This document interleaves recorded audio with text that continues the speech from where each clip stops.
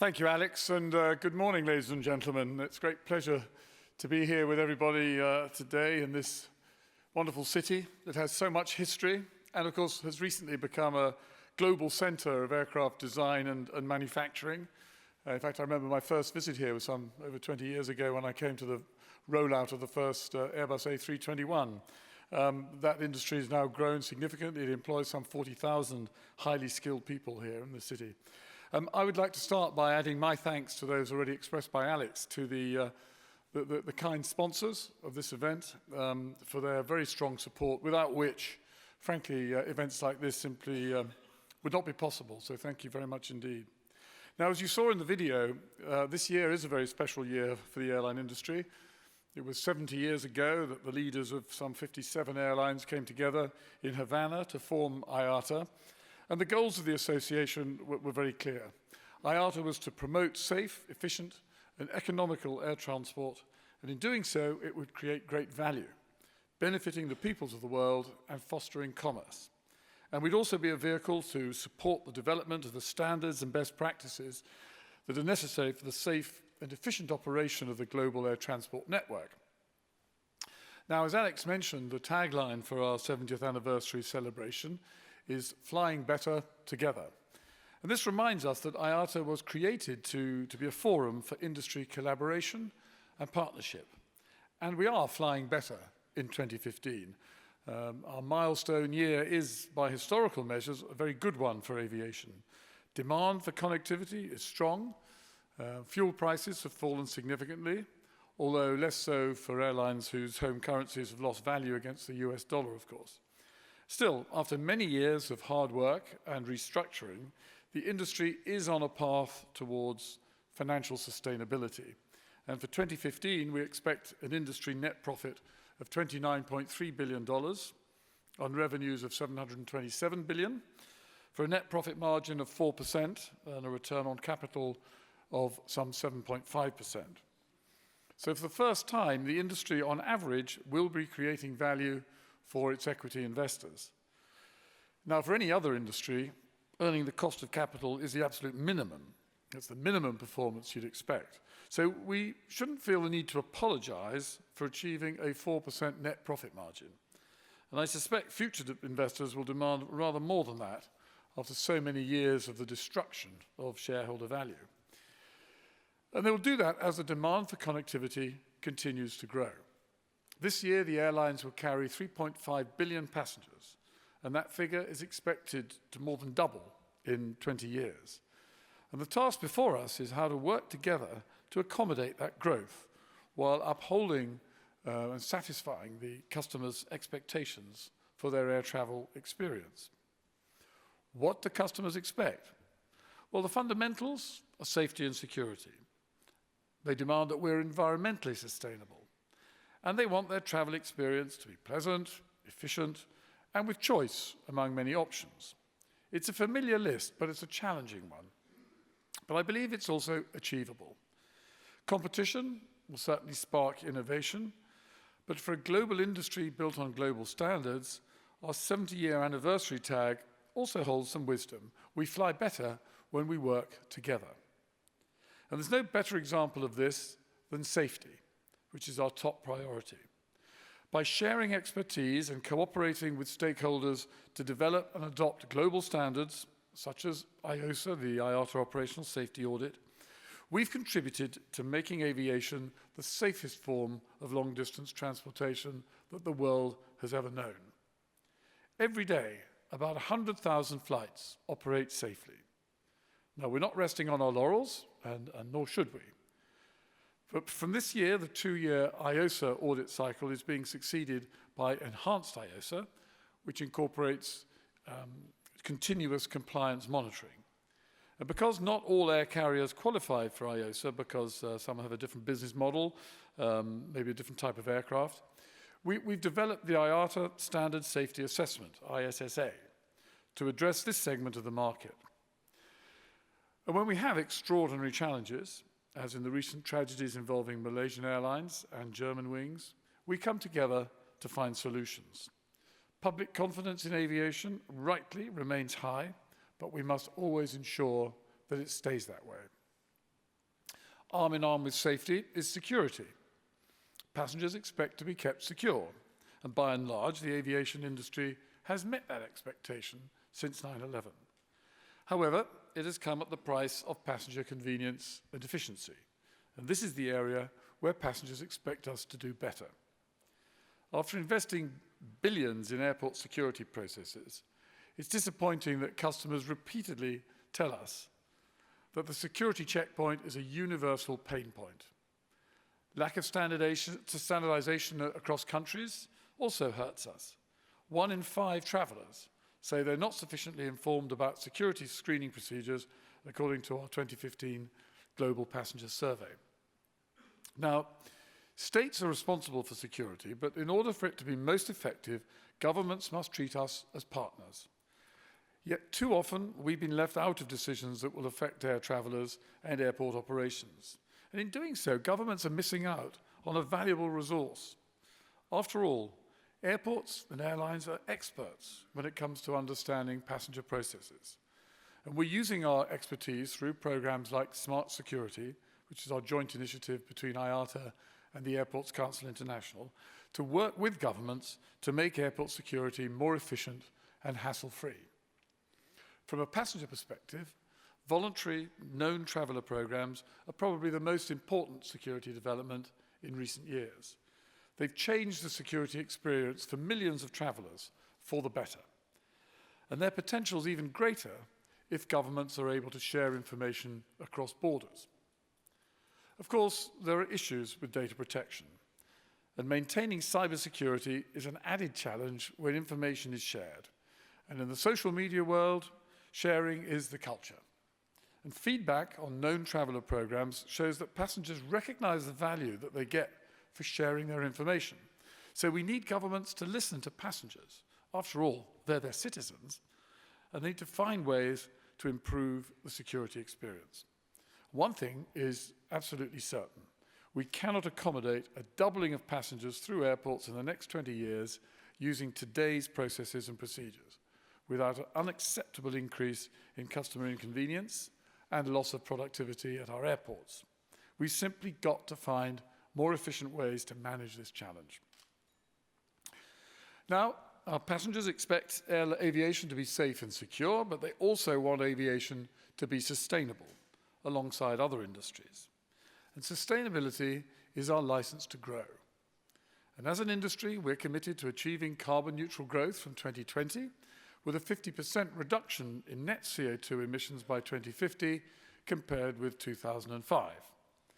And we will do that with improvements in technology, operations, infrastructure, and the implementation of a global market-based measure.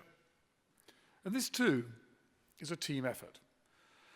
For example, the solid work that the industry has done to prove that sustainable aviation fuels are safe and effective must be followed up by governments with measures to ensure that it's commercially viable in terms of supply and cost. And we're counting on governments to achieve a historic agreement at the 39th ICAO Assembly next year on a framework for a global and mandatory carbon offsetting scheme. And as we saw with recent events at Volkswagen, customers expect companies to live up to their environmental commitments. And as an industry, we are transparent about our ecological impact and the methods we need to manage it. We must remain united and true to our vision and commitments to support governments to do their part. Now, even if we get safety, security, and infrastructure right, and I have no reason to believe that we won't, there can be no efficient future growth beyond what the infrastructure is capable of handling. And our progress in this area is mixed. Now, in some parts of the world, places like Korea, China, the Gulf region, governments recognize the importance of infrastructure, but many others do not. And unfortunately, a lot of these are found in Europe. For example, in the UK, the decades-long debate about airport capacity drags on, with London Heathrow still edging only very slowly towards getting a third runway. And the continuing delays to the opening of Berlin's new airport are a huge setback for the third most visited city in Europe. With the latest postponement until late 2017, Cost estimates have risen from 4.3 billion euros to 5.4 billion, compared with the initially planned cost of just 2 billion euros. And then in more bad news for passengers, the figures show that the airport will be operating over capacity on the very day that it opens. The categorical ban on night flights at Frankfurt means that flights are only a minute or two late. Flights that are only a minute or two late for departing, for whatever reason, they have to return to the gate and unload, creating huge inconvenience and disappointment for our passengers, and of course raising the cost of providing air transport to the city. And meanwhile, air travellers have to endure nearly 18 million minutes of annual flight delays because of the lack of progress on reaching a truly single European sky. Now, notwithstanding these and other challenges to meeting future capacity, airlines and infrastructure providers are working together to deliver a more efficient and pleasant customer experience. I've already mentioned our cooperation on smart security. Another example is the Fast Travel Initiative, which responds to customer demands for more control over their journey through 6 time-saving self-service options. And for 2015, IATA is targeting fast travel access for at least 35% of passengers, and by 2020, 80% of air travellers should be offered a complete suite of self-service options based on industry standards. Fast travel itself is part of our 11-year-old Simplifying the Business campaign, STB, which has also improved the customer experience through such things as e-tickets, barcoded boarding passes, and the baggage improvement program. Now in its second decade, STB is looking at delivering a more seamless travel experience. A better communication is central to this. Speaking for myself, I want the ability to be connected throughout my journey, and I want to be able to get updates from my travel providers on things that affect my travel plans. And I'm not alone. According to our global passenger survey, 35% of travellers prefer receiving their e-boarding pass over their mobile phone, and over 90% of travellers expect to be notified proactively of changes to their flight status. As an industry, we need the ability to engage with our customers in real time, via text message, email, or social media, to update them on their flight status, gate changes, wait times at security and immigration, even what the traffic is like going to and from the airport. And we also need to be able to communicate with other travel providers proactively, so that, for example, car services and hotels are automatically informed when a customer is delayed or rerouted. And we call this concept travel communication. To get there, we must move from a model of centrally controlled, closely guarded access to data to a social media model of widely available, open and transparent communication of useful information. Social media already provides ways for large retailers to deliver personalized service, and travel communication will provide similarly cost-effective ways to engage and inform our customers. Stakeholders across the industry and air travel value chain need to work together to accomplish this. Adequate Wi-Fi infrastructure and bandwidth are crucial to this effort. Meeting future demand while satisfying customers' expectations will also require transforming the shopping and purchasing experience. As airlines develop bundled and unbundled fares, passengers need to be able to shop and compare the value of these options across airlines, just as we all do when shopping for other consumer goods. And NDC, the new distribution capability, is intended to give them this ability through the development of a modern, internet-based data standard for communication between airlines and travel agents. And as a result, air travellers will benefit from greater transparency and access to all of an airline's offerings when shopping via a travel agent or an online travel site, which is not what happens today. And airlines will be able to move beyond the mostly commoditized displays of fares and schedules in the travel agent channel to present their products in a more attractive and competitive manner. Now, we're making good progress on NDC. Some 24 airlines are undertaking pilots or implementations. A major milestone was achieved at the beginning of September, when the first official set of NDC messages were approved by the IATA membership, with a second version to support interlining expected before the end of this year. And we're also seeking to broaden the capabilities of NDC through the NDC Innovation Fund. This is a joint venture with travel capitalist partners, and the fund will foster innovation and creativity through investments in small and medium-sized companies who are seeking to develop capabilities and solutions using the NDC standard. And later today, we're going to announce some important news related to the fund.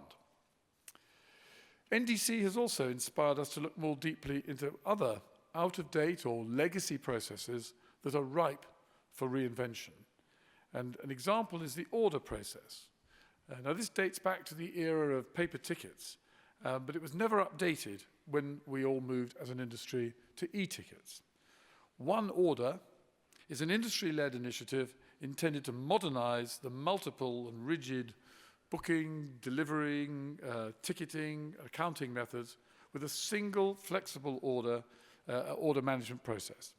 And the basic concept is a single customer order record holding all data segments which are required for order fulfillment across the travel cycle. One Order will greatly simplify the passenger experience, as travelers will no longer need to juggle between different reference numbers and documents. All they'll need is their order reference number, and then they can be easily recognized and served by all.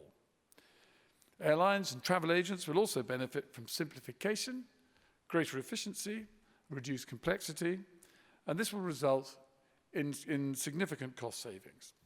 And it also has the potential to facilitate greater interoperability between traditional and ticketless carriers, bringing further benefits to air travelers in terms of network opportunities. Now, the final area in which we need to work together to deliver on customer expectations is persuading governments that the real value of aviation lies in the value it creates, not in the fees and taxes that can be extracted from it. And I know that sounds obvious. After all, over a third of global trade by volume is transported through the skies, while aviation contributes some $2.4 trillion to global GDP and supports some 58 million jobs around the world. And that's when we include the benefits of aviation-related tourism. But although it seems obvious to us, too many governments take a short-sighted view of air travel as just an easy target for revenue. One example, very close to home here, is the German government's €1 billion air transportation tax. Now, this was ostensibly imposed to address aviation's emissions, but it actually just goes into the general treasury while doing nothing to support aviation's efforts on the environment. Concurrently, we need to take a new approach to regulation. Now, the industry does not oppose sensible, well-thought-out regulation, developed with participation from all stakeholders, and indeed, regulation advanced in partnership with industry and based on global standards is a cornerstone of our success in making aviation so safe. But when it comes to consumer protection legislation, we're not seeing this partnership approach or reliance on global standards. Instead, we have a proliferation of prescriptive, unharmonized passenger rights regimes around the world that creates difficulties for the industry and confusion for customers.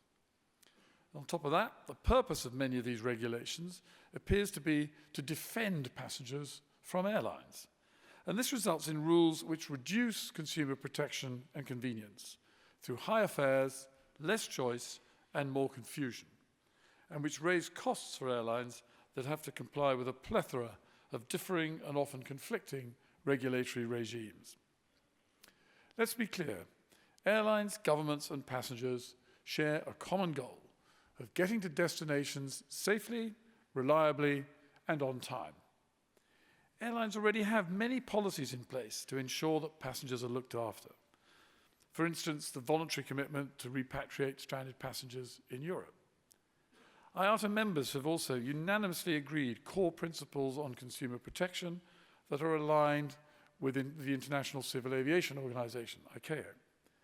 These examples and others show that the industry is able to safeguard passenger interests without the need for overly prescriptive and punitive government regulation. We're here to support this message, but to be truly effective, it needs to be communicated by everybody in aviation. Now, I've said that aviation is a team effort. Airlines compete intensely for each passenger, but as an industry, we also work together to develop the global standards and best practices that enable connectivity all around the world. Over the next few years, we have the opportunity and ability to transform the passenger journey, providing a more comprehensive and transparent shopping experience and a more pleasant and productive and predictable trip. In doing so, we'll also position the industry to manage the forecast doubling of air travel in the next 2 decades. Aviation is a force for good in this world. It connects businesses to markets, it reunites families and friends, it creates opportunities for greater cultural understanding. So we have an enormous responsibility to ensure that we continue to make this possible, and I'm confident that together we can achieve it. Thank you very much.